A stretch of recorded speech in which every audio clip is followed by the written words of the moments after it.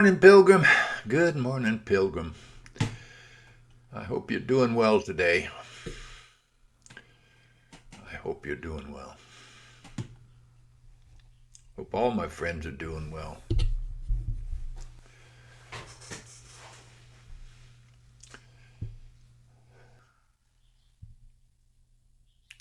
Today I'm going to read from the King James, a Psalm of David. The Lord is my shepherd, I shall not want. He maketh me to lie down in green pastures. He leadeth me beside the still waters. He restores my soul. He leadeth me in the paths of righteousness for his name's sake. Yea, though I walk through the valley of the shadow of death, I will fear no evil, for thou art with me. Thy rod and thy staff, they comfort me. Thou preparest a table before me in the presence of mine enemies, and thou anointest my head with oil. My cup runneth over. Surely goodness and mercy shall follow me all the days of my life, and I will dwell in the house of the Lord forever.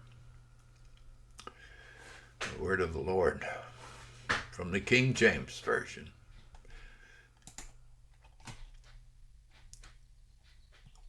July 9th, 1865. Who are elected? Who are they? Charles read from Samuel 16:12. And he sent and brought him in. Now he was ruddy, had beautiful eyes, and was handsome. And the Lord said, Arise, anoint him, for this is he. Samuel 16:12. Well, I have labored in your presence to preach up the privilege of strong faith. I've urged you to strive after full assurance of faith, but never let these lips say a word or a syllable against that holy carefulness. Be careful, which makes a broad distinction between presumption and assurance. Depend upon it, privilege preached always without precept will breed a surfeit. You'll get fat and lazy, a lethargy in God's people. What we want at certain seasons is not a promise, but a telling, burning word of self-examination, the flavor of which we may not like, but which shall work in our soul's spiritual good of a more lasting sort than sweet comforts would bring to us. Examine yourself, dear friends, then by this. I do not ask you whether your hearts are perfect. We know they're not. I do not ask you whether your hearts never go astray, for we are all prone to wander. But I do ask you, is your heart resting upon Jesus Christ? Is it a believing heart? Does your heart meditate upon divine things? Does it find its best solace there? Is your heart a humble heart? Are you constrained to ascribe all to sovereign grace? Is your heart a holy heart? Do you desire holiness?